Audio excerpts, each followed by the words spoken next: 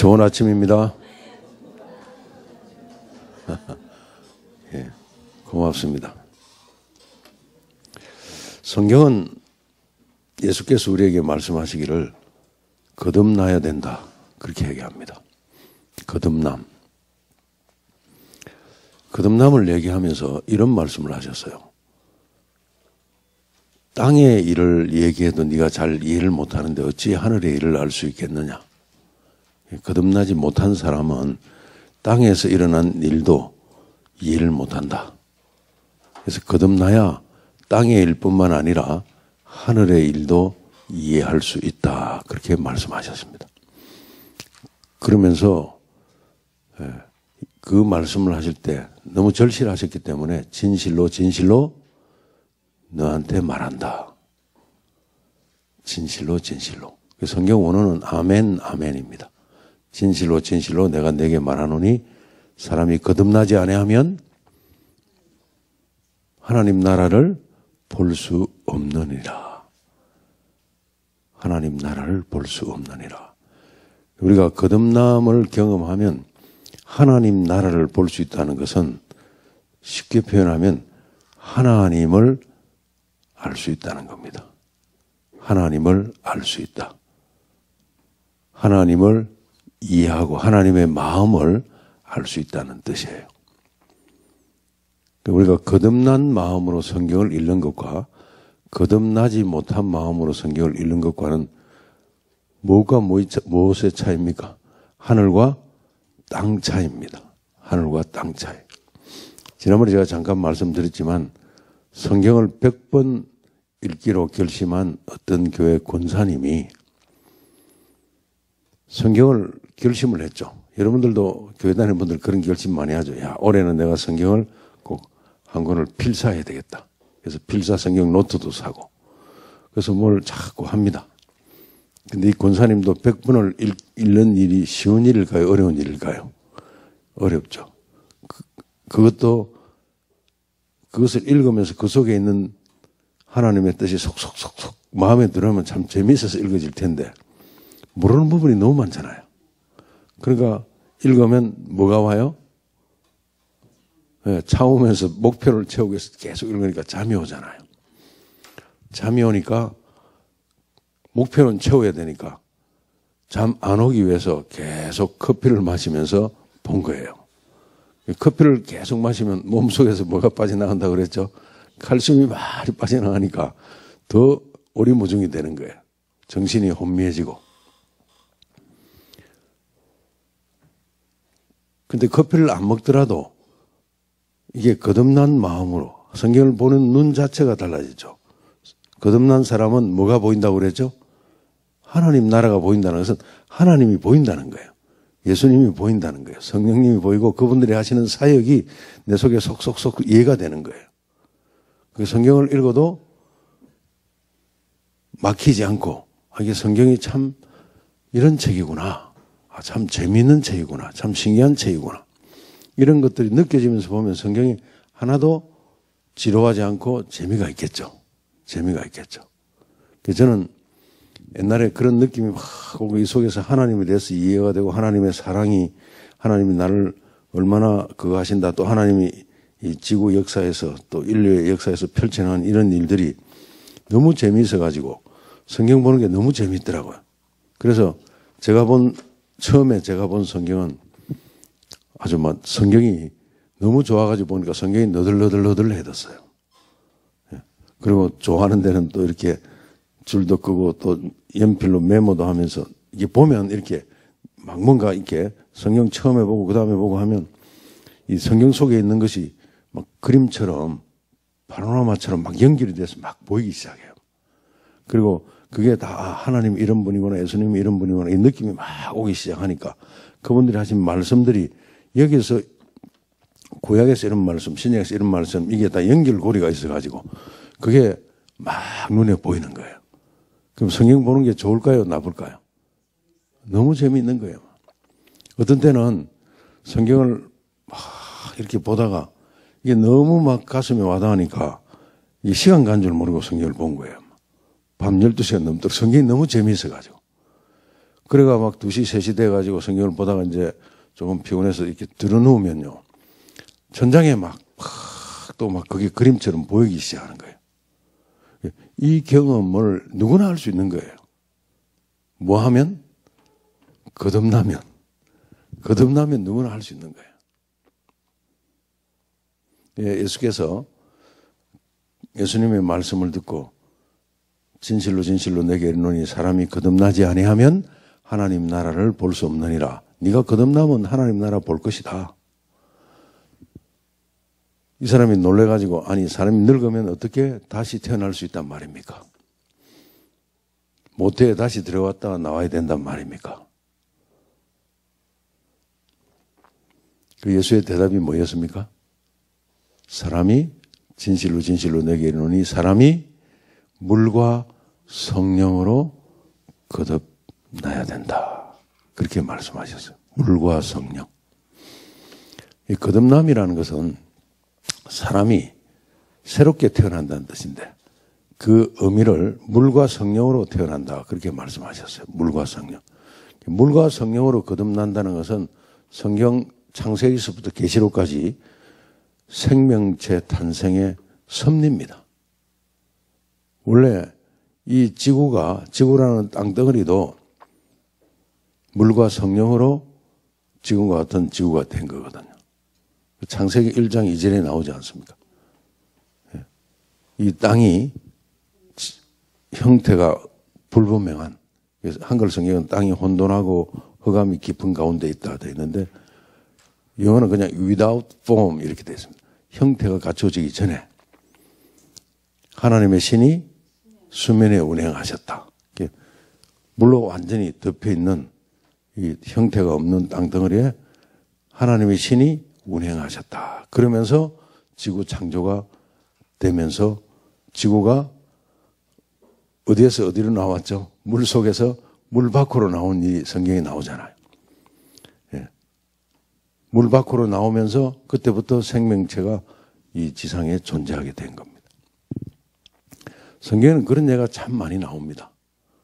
그 사건을 가리켜서 지구가 물로 창조되었다는 것을 이야기하기 위해서 사도 베드로가 기록한 베드로서를 보면 이 땅이 물에서 성립이 된 것을 알지 못하느냐 이런 표현도 성경에 나오죠. 신약에. 그죠?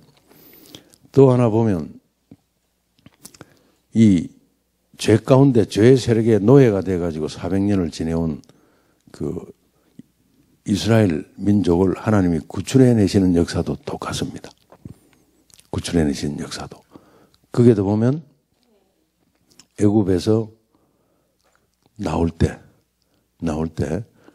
예수 그리스도의 십자가를 통해서 나왔지만은 어린 양의 유월절 어린 양의 피를 통해서 나왔지만 최종적으로 죄의 세력과 단절되는 역사는 홍해에서 일어납니다. 홍해 앞에 섰을 때 뒤에서 바로의 군대들이 막 말을 타고 잡으러 오잖아요. 백성들이 원망합니다. 건너가야 될 배는 없고 앞에 바다는 가로놓여 있고 원망할 때 모세가 하나님 앞에서 하나님의 뜻을 받아서 한 예의가 있죠.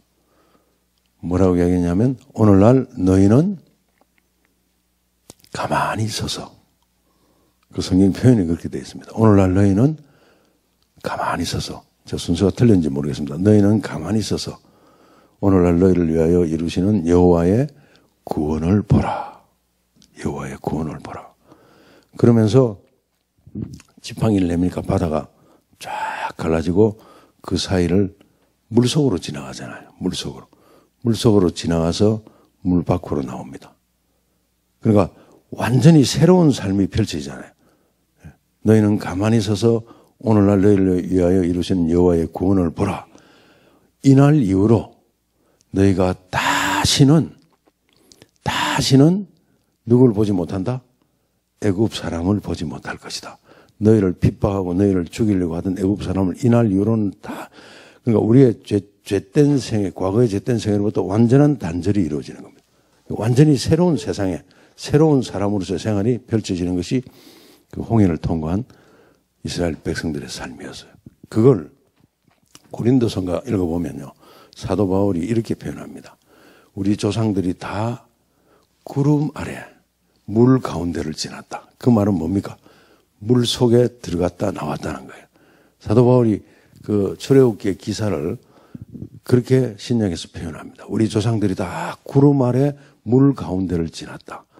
그걸 침례의 경험으로 이끌어가는 겁니다. 침례 경험.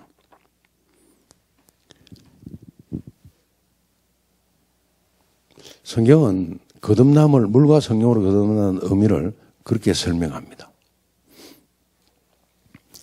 또 하나의 예가 있는데 여러분들이 찾아보시면 좋을 것 같아요. 그 다음에 우리 생태계 속에서 일어나는 모든 것도 다 똑같습니다. 자, 새들이 탄생하는 것은 어디에서 있다가 나와요? 예, 예를 들어서 이 병아리를 보면 이 알 속에 흰자라는 물 속에 그 노른자가 있다. 그 노른자가 나중에 병아리가 되잖아요. 지가 아무 때나 병아리가 되나요? 하나님께서 정해진 정확한 온도와 기간이 딱 맞으면 그게 부화하잖아요. 딱 깨지면서 물 밖으로 병아리가 확 나오는 겁니다. 그죠? 이게 모든 생명체 탄생의 원리가 그렇게 돼 있더라고요. 그 다음에 식물도 마찬가지죠. 아무리 땅을 잘 이렇게 하고 씨를 심어도 뭐가 안 가면 안 돼요? 씨가 물 속에 복 잠겨야 돼요. 잠기고 하나님이 거기에 부여하신 섭리대로 적당한 시간이 되면 물 밖으로 싹이 싹 올라오거든요. 모든 생명체 탄생의 섭리가 그렇습니다. 그 다음에 사람은 어떻습니까? 사람은 몇 달 동안 물속에 있어야 돼요? 10달 동안 물속에 있어야 됩니다. 양수라는 물속에 있어야 돼요. 그 물속에 있다가 적당한 하나님이 섭리하신 때가 되면 물 밖으로 나오잖아요. 애기 낳기 전에 뭐가 터진다고 그래요? 양수가 터진다고 물 밖으로 나오는 거예요. 이게 생명체 탄생의 섭리입니다. 생명체 탄생의 섭리예요. 그래서 물과 성령으로 거듭나야 된다는 의미를 신약 성경은 침례의 의미로 설명을 합니다. 침례의 의미. 그 침례라는 것은 로마서 6장에 설명이 잘 돼 있죠. 우리가 물 속에 잠기는 것은 예수 그리스도의 십자가의 죽으심과 합하여 물 속에 장사되는 것이다. 그리고 우리가 일어나는 것은 무엇과 합하여? 예수 그리스도의 부활과 합하여, 부활하신과 합하여 새 생명으로 일어나는 것이다. 새 생명으로 일어나는 것이다. 그래서 예수께서 30세 때 요단강에서 침례자 요한이 침례를 베푸고 있을 때 예수께서 나오셔서 나한테도 침례를 다오.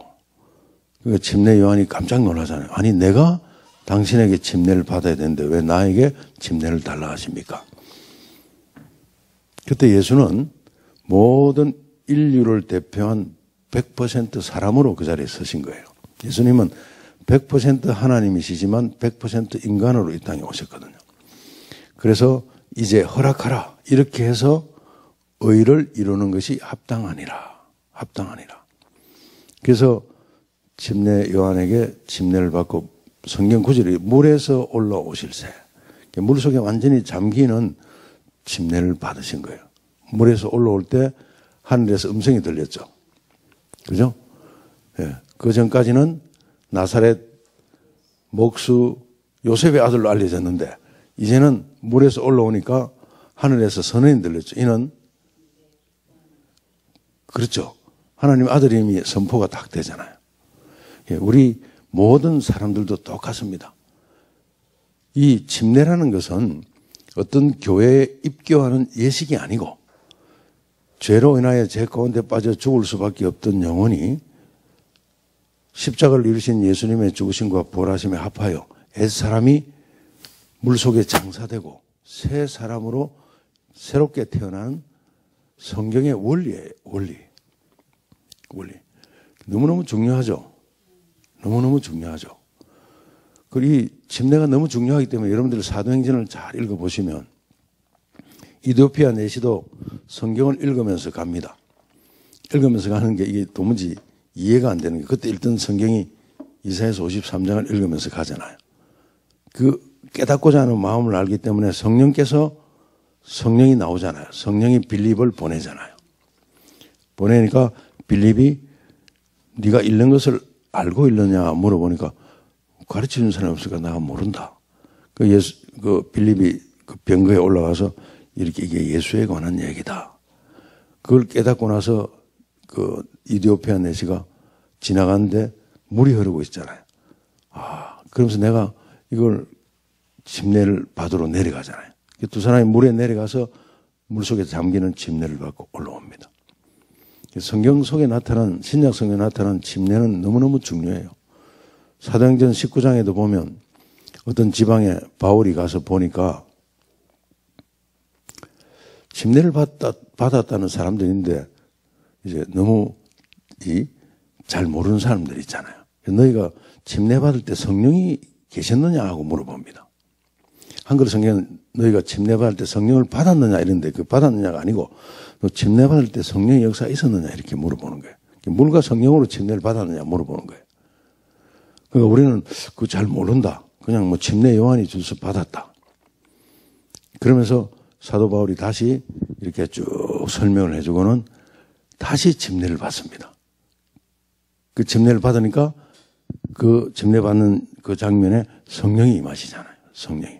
그래서 물과 성령으로 거듭난다는 의미는 우리가 실제적으로 물에 들어가서 장사되고 새로 일어나는 그 의미를 얘기합니다. 이거는 종교적인 예식이 아니에요. 생명에 관한 것입니다. 생명에 관한. 이것을 누가 제일 싫어할까요? 마귀가 싫어하죠. 마귀가 싫어하니까 사람들을 속여야 되겠죠. 이걸 살짝 비튼 거예요. 살짝 비틀어가지고 침례를 세례로 바꾼 겁니다. 세례는 뭐예요? 물을 그냥 뿌리는 거잖아요. 이게 원래 생긴 것은 옛날에 십자군들이 막 동원돼서 나갈 때, 전쟁을 나갈 때 그 많은 사람들을 일일이 어떻게 침례를 주겠느냐. 그게 뜻은 같지 않느냐.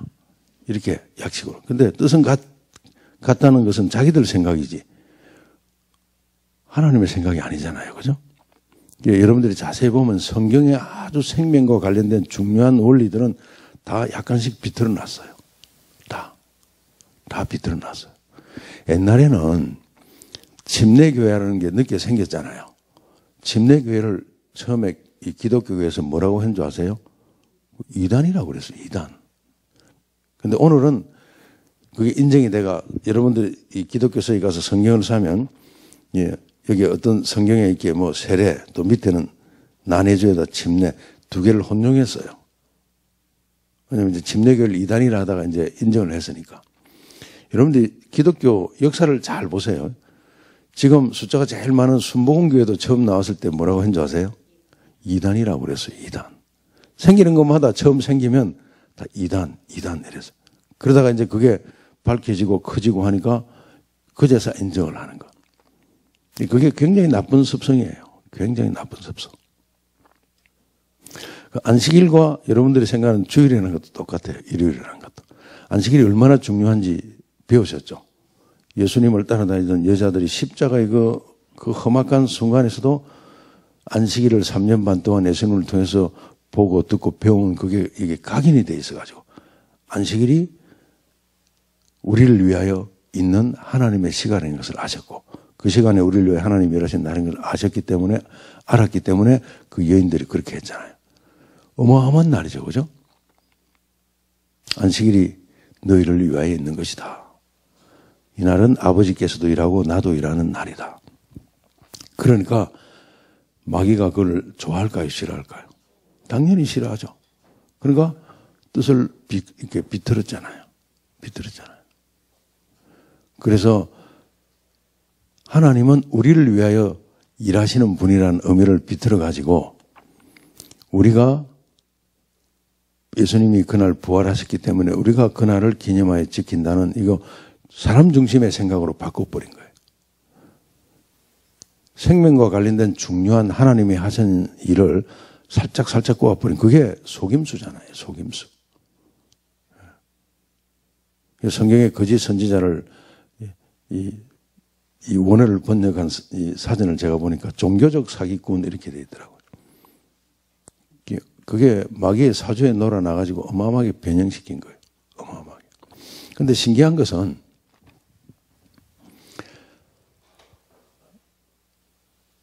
일요일 성수, 그러니까 주일 성수라고 그러죠. 원래 주일이라는 단어는 성경에 딱 한 번밖에 안 나옵니다. 한 번. 요한계시록 1장 10절에 주의 날에 그게 유일하게 나오는 거예요. 유일하게. 그 주의 날은 사도 요한이 밤모섬에 유배대 갔을 때 사도 요한이 성수했던 주일이라는 것은 안식일이에요. 안식일. 그때는 일요일 날 예배 드리는 때가 아니었거든요. 근데 여러분들 잘 생각해 보세요. 여러분들 교회 가서 그 주일 성수를 강조하는 목사님들의 설교를 한번 들은 기억이 있으면 생각해 보세요. 그 일요일 성수를 잘하라고 가르치는 성경 구절이 성경에 하나도 없으니까 그분들이 전부 안식일에 관한 성구를 갖다 붙이는 거예요.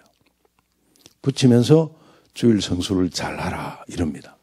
그러면서 마지막에 꼭 하는 것은 자기가 안식일에 대한 성구를 너무 많이 쓰다 보니까 나중에 결론적으로는 구약시대는 안식일을 토요일로 지켰지만 오늘날은 우리는 안식일을 예수님이 부활하신 일요일로 성수한다. 이게 논리가 안 맞는 거예요. 논리가.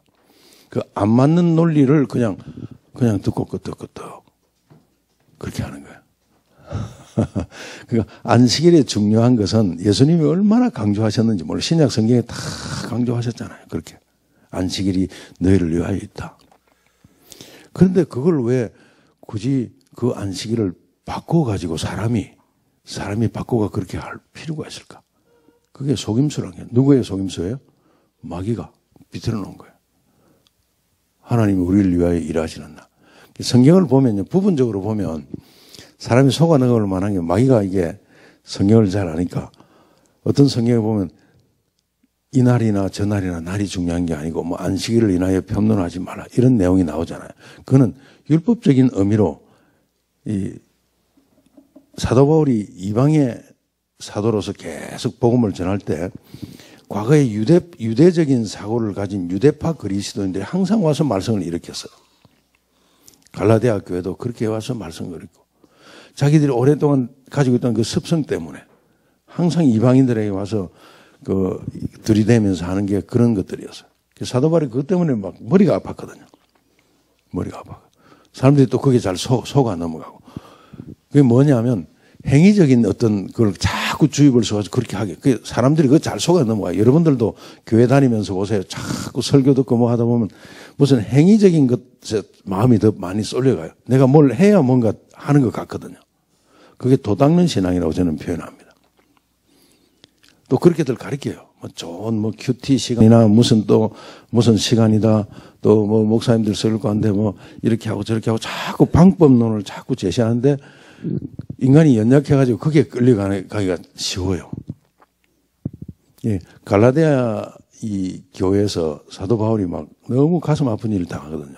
그게 다 판판이 다 넘어가니까. 그래서 갈라디아에서 나오는 유명한 구절이 제가 늘 소개해 드리잖아요. 할래나 무할래나 아무 소용이 없다. 이걸 하느냐 안 하느냐가 중요한 거 아니다. 오직 사랑으로 역사하는 믿음이 가장 중요한 것이다.